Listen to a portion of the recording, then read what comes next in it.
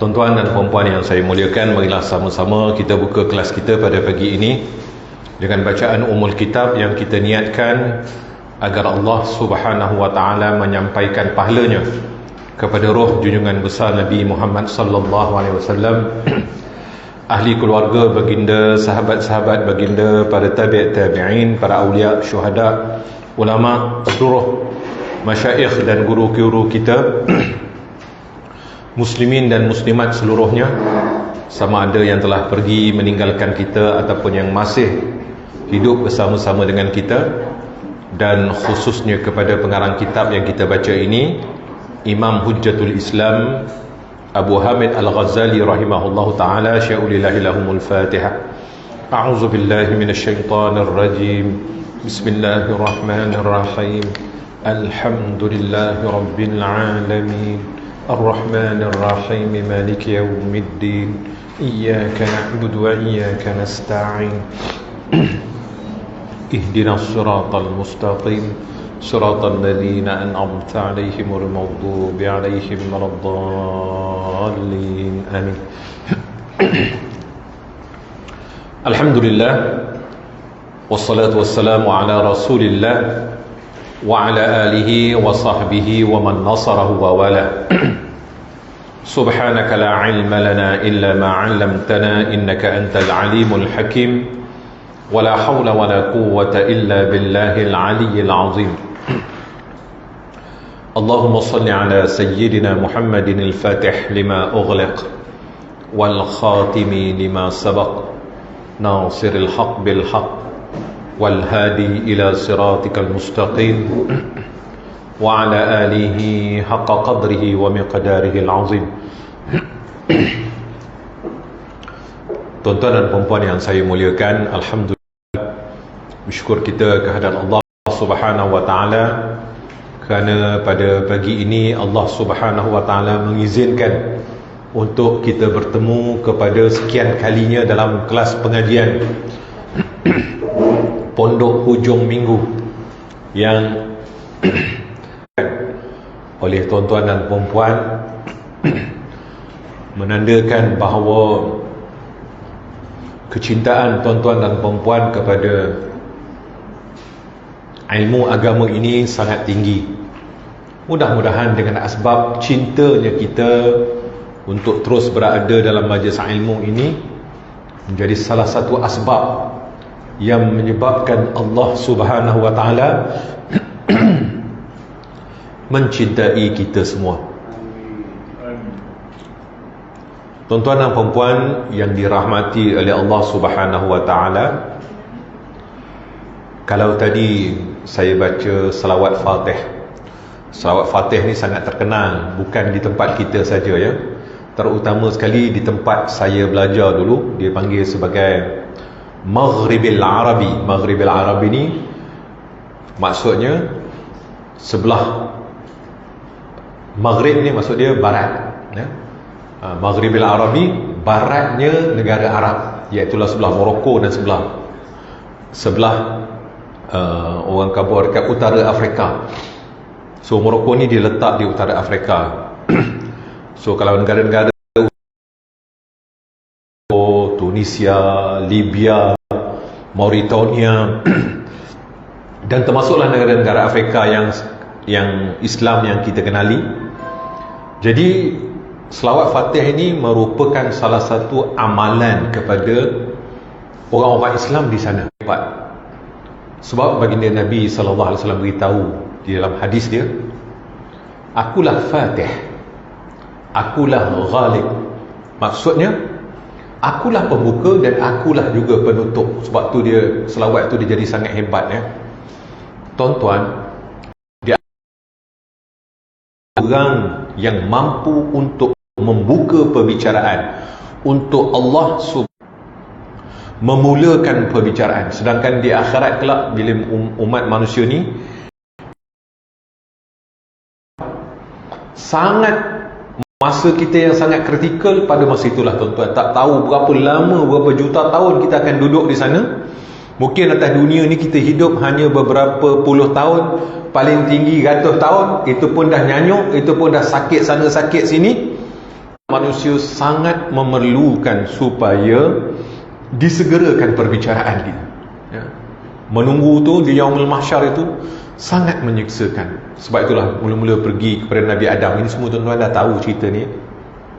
Nabi Adam kata, aku tak mampu. Pergilah kepada Nabi-Nabi yang seterusnya. Nabi Ibrahim, Nabi Nuh, akhir sekali tuan-tuan, yang mampu untuk meminta agar Allah Subhanahu wa ta'ala memulakan perbicaraan pada hari kiamat adalah baginda Nabi sallallahu alaihi wasallam. Kita semua dah tahu cerita ni. Dan itulah baginda yang dinamakan sebagai Al-Fatih. Sebab tu selawat ni hebat. Dan baginda juga adalah penutup kepada segala Nabi-Nabi dan Rasul. Lagi Nabi setelah daripada aku, namun baginda Nabi lah yang paling mulia, paling utama. Baginda dan umat baginda lah yang Allah Ta'ala letakkan keutamaan berbanding kepada umat-umat Al-Ghalib. Sebab tu kalau kita hayati dari segi maknanya, makna ini tuan-tuannya, ya memang ianya dibuat oleh ulama. Ya, tapi banyaklah cerita. Kalau kita nak cerita tentang ni, saya bukan nak cerita satu persatu, tapi nak ceritakan kepada kita bila mana kita berselawat, kita tahu makna di sebalik selawat yang kita ucapkan itu. Ya, baik, saya tak nak cerita segi fadilat dia. Fadilat ni itu biasa. Kita beramal, kita menjadikan amal itu dia menjadi darah daging kita, istiqamah. Bila kita buat sesuatu kerana Allah, walaupun sebutan kita hanyalah Allah ataupun subhanallah pendek, tapi di sisi Allah sangat besar. Tetapi kalau kita melakukan sesuatu amal, tuan-tuan berada dalam majlis ilmu ini, hukum dia fardu ain.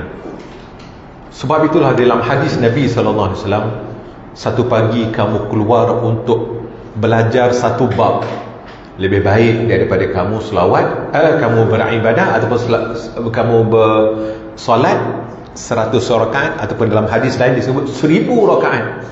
1000 rakaat. Kenapa itu sangat penting tuan-tuan? Nak banding kepada kita bahawa tuan-tuan duduk dalam majlis ilmu, menuntut ilmu, lebih baik daripada tuan-tuan dan perempuan melakukan ibadah sunat yang lain secara bersendirian. Nak tunjuk pada kita majlis ilmu sangat tinggi darjatnya di sisi Allah Subhanahu wa ta'ala. Pasal itu tadilah.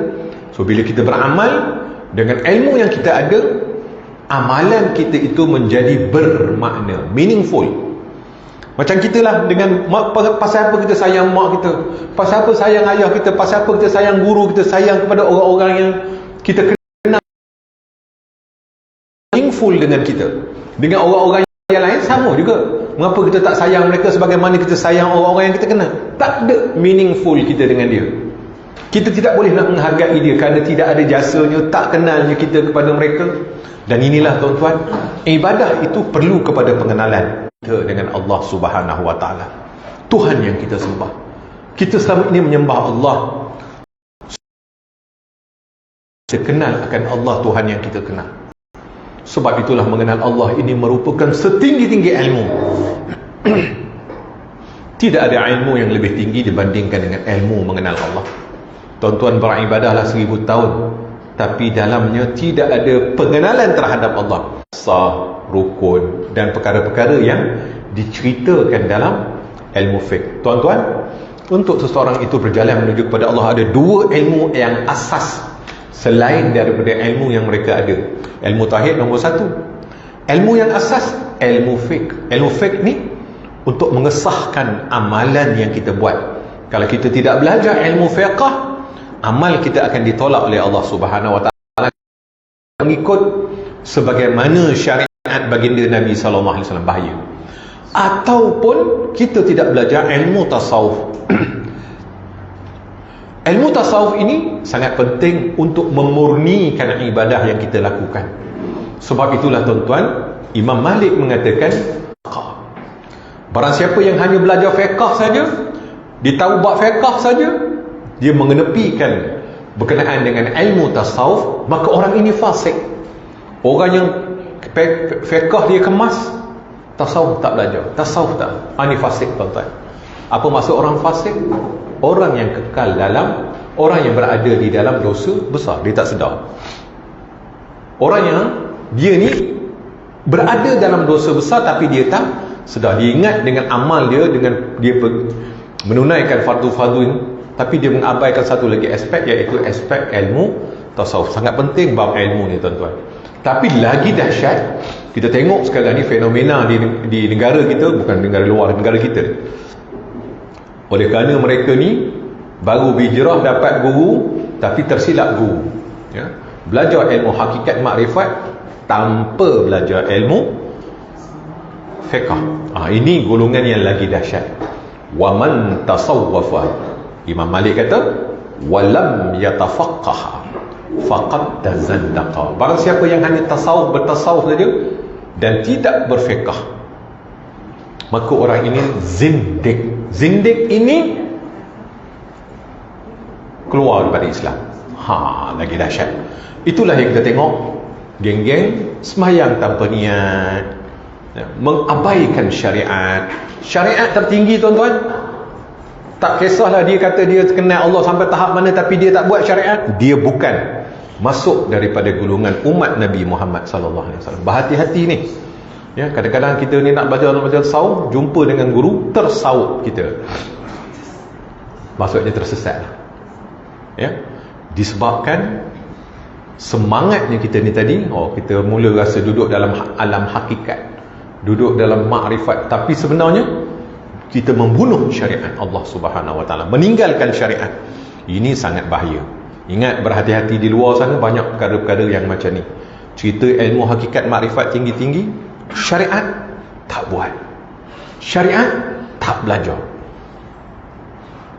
Musnah orang yang beramal seumpama ini kerana dia menidakkan syariat Nabi Muhammad ataupun membunuh syariat Nabi Muhammad sallallahu alaihi wasallam. Berhati-hati.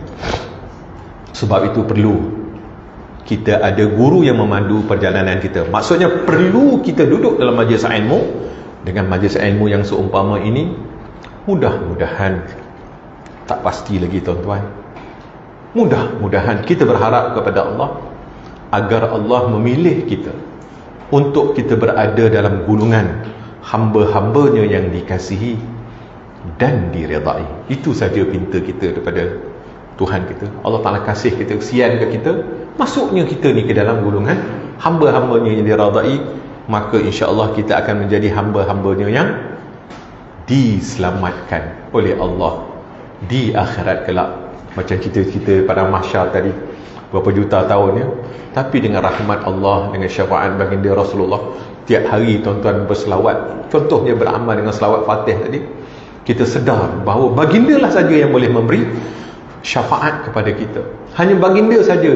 Kita nak esok duduk berpayungnya, kita berselawat, tapi kita punya intention, kita punya, artinya selawat itu kita fahami, ada meaningful dia. Kita berselawat tu, rasa cinta kita bila kita berselawat pada baginda Nabi sallallahu alaihi wasallam makin mekar, makin tumbuh.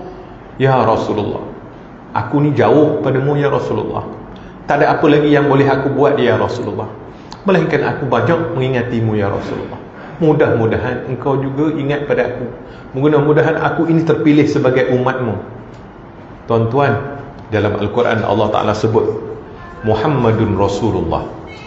Ini semua orang hafal ayat dia. Walladzina ma'ahu ashidda'u 'alal kuffari ruhama'u bainahum tarahum ruk'an sujjadan yabtaghuna fadlan minallahi wa ridwana simahum fi wujuhihim min atharis sujud. Ya, tanda-tanda orang yang bersama dengan baginda Nabi sallallahu alaihi wasallam, ya. Allah Taala sebut dalam Al-Quran Muhammadun Rasulullah. Muhammad itu adalah pesuruh Allah. Walladzina ma'ahu ashidda'u 'alal kuffar. Orang yang berserta dengan Muhammad ni, ciri dia macam mana? Ashidda'u 'alal kuffar, sangat tegas dengan orang-orang yang kafir. Dengan orang kafir ni sangat tegas. Ruhama'u bainahum, sangat kasih bersama-sama dengan saudara seiman mereka. Tarahum ruk'an sujjadan yabtaghuna fadlan minallah. Kamu lihat mereka itu orang-orang yang sujud, ruk'an, orang-orang yang rukuk, yabtaghuna fadlan min Allah. Apa yang mereka cari daripada sujud dan rukuk ibadah mereka itu? Mereka nakkan kelebihan-kelebihan janji-janji yang Allah Ta'ala janjikan kepada orang-orang yang beriman. Fi simahum fi wujuhihim min athar sujud. Pada mereka ada tanda-tanda sujud. Ini orang banyak salah tafsir ni. Tanda-tanda sujud bukan tanda hitam di dahi, tuan-tuan ya. Ulama mentafsirkan tanda-tanda sujud itu bukan tanda hitam di dahi. Ini kan tonyoh apa ni kita punya jidat kita ni, ataupun kita panggil dahi kita ni, masa sujud kuat-kuat tanda sujud, bukan itu ya. Ulama menafsirkan simahum fi wujud, ada juga ulama mengatakan, tapi itu bukan makna yang sebenar. Di antara tanda orang yang kuat sujud ni memang ada bekas tanda hitam, memang tak dinafikan ya, tapi bukan itu sebenarnya. Artinya tanda-tanda muka Rasulullah, bila orang pandangnya kepada Rasulullah ni, muka tengok tanda hitam dekat dahi, kita tak boleh lah cakap gitu ya. Itu kadang-kadang setengah orang ada macam saya ni, kulit sensitif, contoh ya. Kulit sensitif ni kalau tunduk jalan mamul lekat juga tanda hitam ni. Tapi bukan itu yang dimaksudkan ya. Mengikut tafsiran ulama. Baik. Jadi kita pergilah tuan-tuan, mukadimah pun Tuan Haji Asri kata, Ustaz Jah ni mukadimah je dekat setengah jam ya. Kawan ni pukul 10 nak beredar dah ni. Bila nak belajar. Baik, kita masuklah ke dalam kitab kita ni tuan-tuan. Baik. Muka surat 404, buka kitab tuan-tuan. Kita sambung balik bicara kita dalam kitab Minhajul Abidin ini, dalam bab ujub ya. Ta'rif kepada ujub dulu kita semua dah tahu dah. Masa kita belajar Minhajul Abidin pun dah tahu apa dia. Ta'ajjaba bi nafsih. Itu cara paling mudah sekali. Artinya orang yang merasa heran dengan dirinya ya? Orang yang merasa takjub dengan dirinya. Dia rasa dialah paling banyak buat amal ibadah, dia rasa dialah baik, dia rasa dialah paling warak, dia rasa ni bahaya tuan-tuan. Jangan kita main rasa-rasa benda yang baik-baik ni pada diri kita. Bila berkenaan dengan diri kita, kita rasa tak baik belaka. Kita rasa kita ni paling kurang ibadah, kita rasa kita ni lah paling banyak dosa ya. Walaupun kita ni Allah Ta'ala kurniakan menjadi hambanya yang taat, jangan kita rasa kita lah orang paling taat, kita lah orang paling warak, kita lah orang paling baik. Jangan ada perasaan begitu. Perasaan kita macam mana? Kita lah orang yang paling banyak dosa, kita lah orang yang paling jahil, kita lah orang yang paling hina, kita lah orang yang paling lemah ya. Kita rasa kalau tengok ke orang lain bagus belaka berbanding dengan kita. Orang lain bagus belaka berbanding dengan kita, kitalah yang lemah, kitalah yang hina, kitalah yang jahil, kitalah yang tak berapa pandai tu kan. Jadi tuan-tuan, sebab itulah untuk menghilangkan ujub ini bukan satu benda yang mudah. Kalau Allah Ta'ala tak bantu kita, maka kita akan jatuh dalam sifat ujub ini. Sebab itu, untuk seseorang itu menghilangkan sifat ujub, obat yang paling utama ialah dia kenal Allah. Dia mengenal apa dia? Af'alullah. Dia mentauhidkan Allah pada af'alnya. Dia melihat segala sesuatu itu adalah kerja buatnya Allah, datang daripada kehendaknya Allah, datang dari kudrahnya Allah. Ataupun kita sebut dapat memandang akan qada dan qada'nya Allah Subhanahu wa ta'ala. Baru hilang diri dia. Baru dia tak nampak, aku dapat beribadah ini, dapat sujud lama-lama sampai lekuk-lekuk dahi ni, Allah Ta'ala yang kurnia. Dia tak nampak diri dia, baru selamat. Bukan dia. Dia nampak datang daripada ilmu Allah, datang dari kehendak Allah, datang daripada kekuatan Allah. La haula wala quwwata. Dia tiada daya, tiada upaya. Segalanya aku dapat ni kurniamu ya Allah. Memandang apa? Af'al Allah Subhanahu wa ta'ala.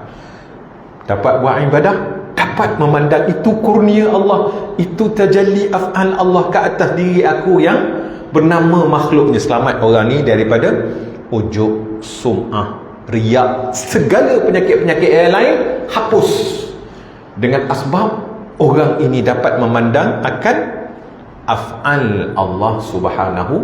Sebab tu penting sangat memahami akan tauhid af'al. mentauhidkan Allah pada perbuatannya. Sangat penting.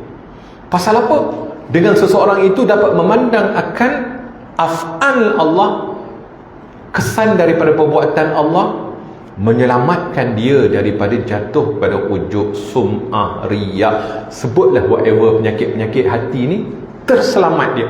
Dan inilah orang yang ikhlas. Inilah orang yang sidik. Antara ikhlas dengan sidik mana tinggi, tuan-tuan? Sidik lagi tinggi pada ikhlas. Ramai orang yang ikhlas tapi belum tentu dia sidik. Sebab tu Abu Bakar As-Siddiq, As-Siddiq ini adalah makam yang paling tinggi. Dia benar dalam perbuatan dia. Ramai juga orang yang ikhlas. Ikhlas ni ada tahap-tahap ya. Tapi bila sudah sampai kepada martabat siddiq, orang ni sudah sebenar-benar orang. Tutur katanya benar, perbuatannya benar, hatinya juga benar. Segala apa yang berkait dengannya semuanya benar dengan Allah Subhanahu wa taala ya. Baik. Kita campurlah. Tak masuk lagi ustaz ni dengan apa. Baik. Qala al-musannif rahimahullahu taala wa nafa'ana bihi wa bi'ulumihi fid darain amin. Baik, bawah sekali tu haji ya. Bawah sekali ya. Ujub artinya ya. Baik. Ujub artinya mengagungkan diri atau menganggap agung amalan yang telah dilakukan. Macam saya sebut tadilah, dia merasa diri dia lah, ayalah akulah, mengagungkan dirinya lah. Artinya dia meletakkan, oh itu akulah yang buat tu, itu kalau tak ada aku projek ni tak jadi. Ujub, show off. Dia dekat-dekat dengan riak. Adik-beradik itulah bila ada benda ni, dia merasakan dia lah. Kalau tak ada dia, atau kalau bukan kerana dia, ataupun bukan datang daripada dia, dia tak nampak pun bahawa amal yang dia buat ini rahmat dan kurnia yang Allah Ta'ala berikan kepadanya. Tanda kasih cintanya Allah kepada seorang tu, Allah Ta'ala berikan orang itu dapat melakukan amal kebajikan, amal yang baik, amal ibadah. Kadang-kadang ada Allah Ta'ala beri pada amal ibadah, dia buat amal ibadah, tapi amal ibadahnya dirosakkan oleh penyakit-penyakit hati dia ni. Ujub, sum'ah, riak, takabur dan macam-macam lagi ya. Molek dah ya, istiqamah ke masjid, istiqamah solat Jumaat, istiqamah berbuat perkara-perkara yang baik, tapi terselip sakit-sakit ataupun mazmumah yang kita sebut, ataupun kita sebut sebagai junub batin. Junub batin inilah yang akan merosakkan amalnya, menyebabkan Allah Ta'ala tak terima amal seseorang itu. Baik. Contohnya dengan mengatakan akulah orang yang paling, tuan-tuan ya. Ini itu menyebabkan kadang-kadang kita mudah memandang buruk pada orang. Pasal apa? Sebab kita rasa kita soleh, kita rasa kita baik. Kita tengok je sahabat kita tu, contoh masjid pun tak pergi. Lepas tu pasang lagu tu, tak mudah bapak kuat ni, rumah dia dengar satu, boleh katakan 5-6 buah rumah kiri kanan tu dengar ya. Kita pun merasa sesuatu, apalah jiran aku ni. Jangan. Perasaan yang seumpama itu jangan. Orang mukmin ni macam mana? Bila dia tengok keburukan kepada sahabat ataupun jiran-jiran dia ataupun orang mukmin yang lain, apa kata dia? Ya Allah, kurniakanlah hidayat kepada saudaraku itu. Ampun dosanya ya Allah, dosa aku dan dosanya. Minta ampun dosa kita dengan dosa dia. Ya Allah, kau beri petunjuk kepada saat itu orang mukmin. Orang mukmin ni dia tak rasa hai dia ni. Kita ni mudah memandang buruk kepada orang. Kita ubah cara kita memandang sahabat-sahabat kita. Kalau berani lagi, pergilah pergi rumah dia tegur. Itu yang terbaik. Man ra'a minkum munkaran falyughayyirhu biyadihi. Ubah dengan tangan. Itu yang terbaik. Fa illam yastati' fa bilisani. Kalau dia tak mampu nak ubah dengan tangan, nak pergi menegur, ubah dengan cakap. Cakap ditegurlah ya. Fa illam yastati' fa biqalbi. Kalau tidak, dia kena benci dengan hatinya. Wa dzalika adhaful iman. Yang demikian itu selemah-lemah iman. Benci dengan hati, selemah-lemah iman. Minta maaf tuan-tuan, saya sebut dalam fenomena kita sekarang ni ya. Kadang-kadang kita tengok benda-benda yang berbentuk maksiat, Contoh sebab benda ni dah menjadi darah daging kita dalam masyarakat kita. Kita tengok orang-orang yang menukar jantina. Sorry saya sebut benda ni saya kena sebut lah. Orang-orang yang menukar jantina, so dia buat program-program, cuba tengok dia punya like dia berapa ramai. Cuma tengok orang yang suka kepada perbuatan itu berapa ramai. Tuan-tuan, itu redha namanya. Suka dengan benda yang dia buat dan aktiviti. Patutnya tak boleh.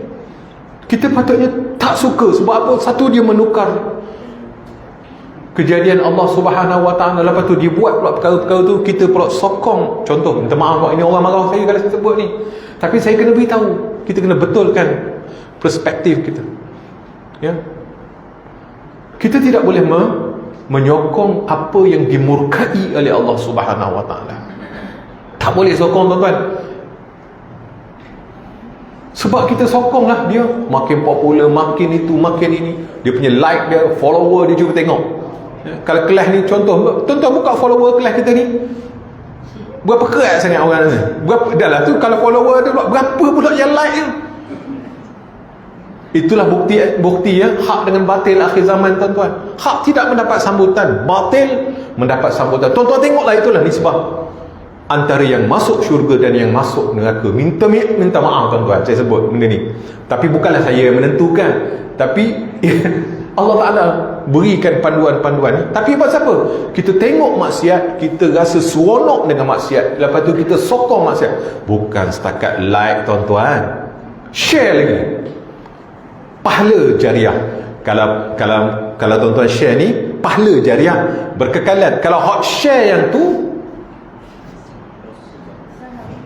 sama, tukar je pahala tadi jadi dosa jariah yang berkekalan. Selagi mana share yang tuan-tuan buat tu tak dihapuskan, tuan-tuan meninggal besok ada lagi orang tengok, dapat sharing benda-benda yang tuan-tuan buat tu. Jangan tuan-tuan benda macam ni Itu satu contoh. Banyak lagi contoh-contoh yang lain yang berkait dengan dia yang macam ni. Artinya paling kurang apa dia Rasulullah kata? Cegah dengan hati, maksudnya benci dengan hati. Wadzalika adhaful iman. Yang demikian itu adalah selemah-lemah iman. Jangan tengok sudahlah, jangan share, jangan apalah, skip je lah. Itu menunjukkan kita tak redha. Tak redha itu iman, tuan-tuan. Tak redha itu Allah Ta'ala bagi pahala pada tuan-tuan. Tak redha itu tanda tuan-tuan masih lagi memiliki iman. Walaupun Rasulullah kata wadzalika adhaful iman. Yang demikian itu selemah-lemah iman. Ya, itu kiaslah pada benda-benda yang lain. Satu contoh lah. Contoh ni marah korang, saya tak ada arah lah. Tapi tapi itulah contoh yang paling mudah untuk kita faham. Tak percaya, tuan-tuan carilah, tuan-tuan tengok dia punya follower, likers dia, sharer ke siapa? Sharer kan salah kan? Ya, tu kan share ni, Masya Allah ya, ni program-program agama ni. Tuan-tuan tengok berapa sangat yang not like pun tak nak tengok sekejap lalu dekat dia punya tu, skip dia lain. Tengok benda-benda yang lebih kena dengan hawa nafsunya. Ya, kita membesarkan hawa nafsu kita, tuan-tuan, minta maaf. Ya. Pasal itu hawa nafsu kita menguasai kita, sebab kita sentiasa baja hawa nafsu kita. Sentiasa ikut apa yang hawa nafsu kita kehendak. Tak pernah nak lawan hawa nafsu kita. Hawa nafsu kita suka tu tak nak. Macam saya cerita nak apa ni, hari ni aku nak makan nasi ayam, contoh nak makan nasi Arab. Pagi tadi dah, lepas subuh dia hawa nafsu kita beritahu. Cuba saya tuan-tuan lawan tak boleh, tuan-tuan kata. Itu namanya mujahadah. Apa beza mujahadah? Mujahadah ni dia datang daripada perkataan Arab. Jahada yujahidu mujahadatan. Maksudnya kita melawan hawa nafsu kita. Dia sama dengan jihad, tapi perkataan jahada itu jihad. Mujahadah dia ada alif. Jahada yujahidu mujahadatan. Ini kalau belajar bahasa Arab dia jadi panjang pula Jihad daripada perkataan jahada, jihad.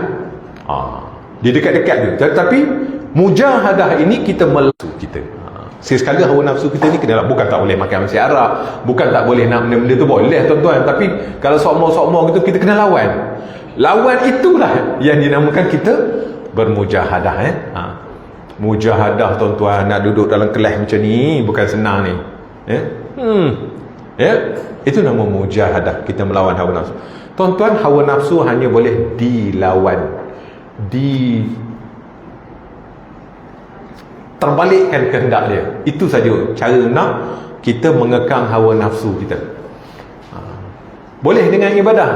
Tak lepas. Ulama-ulama tasawuf kata hawa nafsu itu mesti dilawan. Sebab tu datang puasa. Puasa ni apa dia? Melawan hawa nafsu. Hawa nafsu makan, macam-macam lah ya. Tu Allah Ta'ala datangkan hikmah kita berpuasa tadi ya. Pasal apa? Untuk menundukkan atau untuk melawan ataupun untuk kita terbalikkan kehendak hawa nafsu kita. Dengan itulah akan menyebabkan hawa nafsu kita itu menjadi lemah dan kita boleh menawannya. Lagi hawa nafsu kita kuat, nak tengok, dia jadi gemuk. Nak apa saja tengok, siap search lagi tengok. Itu kita menggemukkan hawa nafsu kita. Nak makan apa? Beli makan. Itu kita menggemukkan. Semua benda yang dia nak, semua kita turut belaka. Bukan tak boleh tuan-tuan ni. Sekala perlu kita melawan kehendaknya. Ataupun kalau orang yang boleh melawan kehendaknya sokmo-sokmo, lagi baik. Ya, lagi baik. Tapi kita tak mampu nak buat sampai macam sahabat-sahabat Rasulullah, para awliya, para salafus soleh yang hebat-hebat ni. Kita tak mampu nak ikut cara mereka ya. Cukuplah sekali-sekala kita cuba melawan hawa nafsu kita. Contoh nak makan nasi arak hari ni, tak payah makan nasi biasa dengan ikan kering sudah. Contoh marah. Tengah hari kan dia ingat lagi. Sampai ke petang, sampai ke malam dekat tuan-tuan nak tidur kan, dia ingat lagi. Besok kita makan nasi arak. Dia ingat lagi pada kita. Sebab itu dia duduk dengan kita. Ya. Dulu saya ada cerita kepada tuan-tuan, kita ada 5 musuh. 3 di luar, 2 di dalam. Kita dah belajar dalam kitab kita ni awal-awal sekali dah dalam bab godaan, bab godaan kita dah belajar. 5 musuh kita. 3 di luar, 2 di dalam. 3 di luar tu apa dia? Nak nengok sikit, ingat tak? Saya lah jawab, saya jawab. 3 di luar tu ialah orang kafir, orang munafik, diri kita sendiri. Apa itu diri kita? Hawa nafsu kita. Yang di dalam iblis dan juga nafsu. Yang tadi orang kafir, orang munafik, keluarga kita, isteri dan anak-anak kita yang Allah Ta'ala sebut Al-Quran. Isteri dan anak-anak kita tu boleh menjadi musuh kepada kita ya. Dia kadang-kadang menarik kita itu. Artinya orang-orang beriman ni, kawan-kawan kita juga boleh menarik kita ya. Boleh menarik kita untuk menjadi durhaka kepada Allah. Bukan saja isteri anak-anak, kawan-kawan kita, jiran kita, tak kisahlah siapa saja yang menyebabkan kita ini akan memurkai Allah Subhanahu Wa Ta'ala, itu musuh. Dan yang kedua dalam diri kita, iaitu yang pertama iblis, dan yang ketiga diri kita dah, iaitu nafsu kita. Tuan-tuan, keempat-empat ini akan settle sekiranya kita fokus kepada nafsu kita. Kita dapat tundukkan nafsu kita tuan-tuan, semua ni akan jadi lemah, semua akan ikut kita. Fokus lawan nafsu, semua kalah. Iblis kalah, munafik kalah, kafir kalah. Orang-orang yang nak menjerumuskan kita untuk kita tidak patuh kepada apa yang Allah Subhanahu Wa Ta'ala suruh akan menjadi lemah dan kalah. Pasal apa? Dengan sebab kita mengalahkan satu, iaitu musuh. Itulah yang paling payah untuk kita kalahkan. Baik, sambung lagi. Tidak ada orang yang melebihi kesolehanku. Dia rasa dia paling best. Apa? Ta'ajjaba bi nafsihi. Terjemahan kepada ta'ajjaba bi nafsihi maksudnya dia merasa ujub, merasa hairan, merasa dirinya itu ada kelebihan. Itulah orang yang ujub. Ada orang yang ujub, aku lah paling khusyuk, aku paling warak, bila ada itu dalam diri kita, itu menunjukkan kita sedang dihinggapi oleh penyakit ujub. Baik.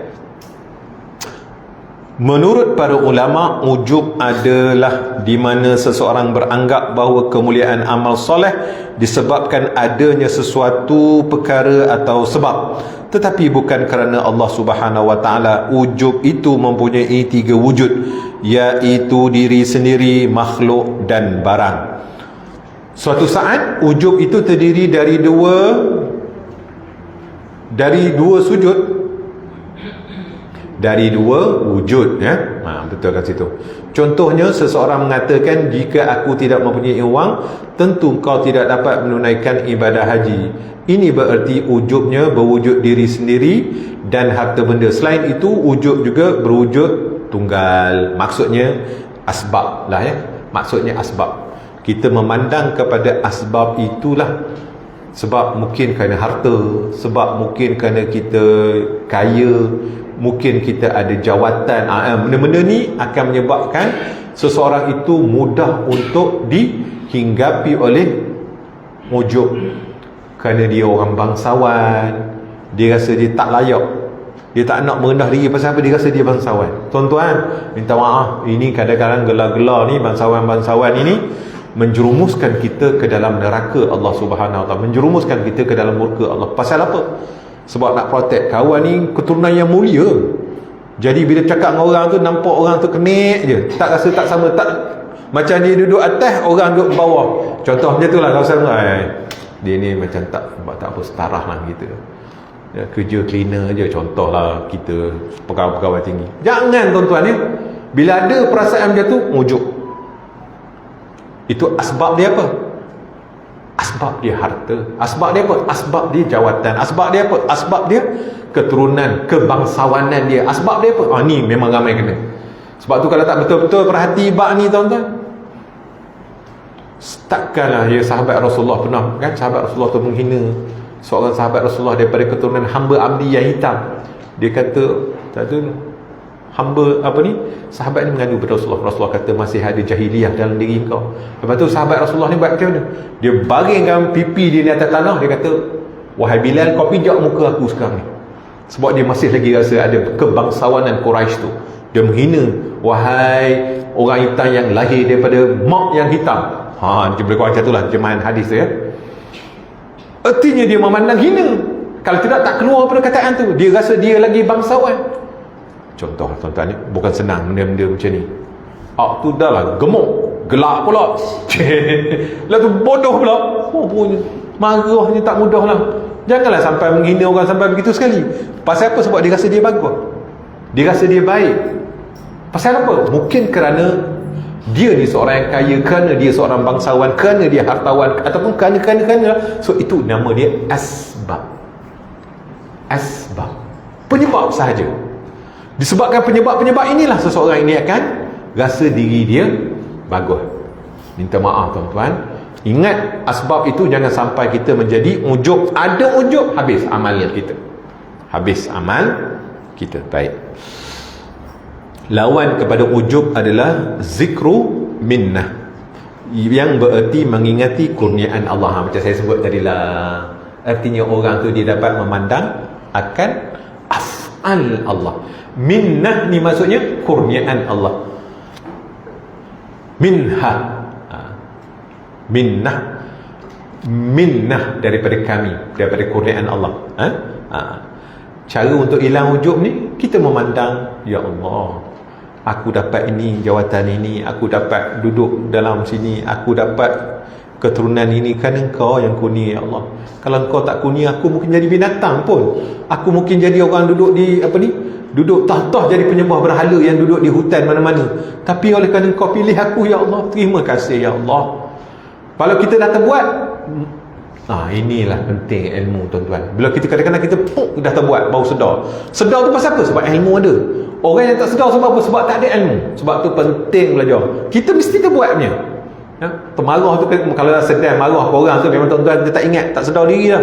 Tapi bila kita sedar, ini yang akan menyelamatkan kita. Ya Allah, aku bertaubat, ya Allah. Tadi tak sedar diri aku, ya Allah. Aku telah mengatakan sahabat aku ni begini. Nak menunjukkan dia hebat. Ini banyak berlaku kepada kita. Terutama sekali kita dengan anak lah. Contohnya kita dah tua ni, kadang marahkan anak saya. Bukan saya cerita kepada tuan-tuan ni, saya cerita kepada diri saya. Kalau marahkan anak ni, kadang-kadang tak sedar diri, ya. Macam-macam kita mengutuk anak-anak kita. Mentang-mentang lah dia tu anak kita. Contoh, macam-macam kita marah ke dia. Baik tuan-tuan, anak dia tak lawan lah dengan ayah emak ni. Paling kuat dia hot, dia lari je, dekat punggung dia lari je. Lawan dia tak lawan lah. Tapi kita makin sedap balun dia. Mentang-mentang orang tak melawan lah. Cuma kita marah ke orang melawan lah. Baru tahu tinggi genah lagi. Artinya tuan-tuan, bila kita ada ilmu ni akan menyelamatkan kita. Ya Allah, aku telah tersilap, aku telah buat dosa, aku telah ada ujub dengan apa yang telah engkau berikan kepadaku. Ampuni aku. Nampak? Bertaubat. On the spot kita bertaubat. Pasal apa? Ilmu tadi menyedarkan kita. Kita akan, sebab manusia tuan-tuan, kita ni Rasul, Nabi-Nabi dan malaikat je tak buat dosa. Selain daripada itu, wali ke tinggi mana wali dia tetap berdosa. Tapi orang kata ada orang yang macam-macam wali ke apa tak buat dosa, itu bukan etika Ahlussunnah wal Jamaah.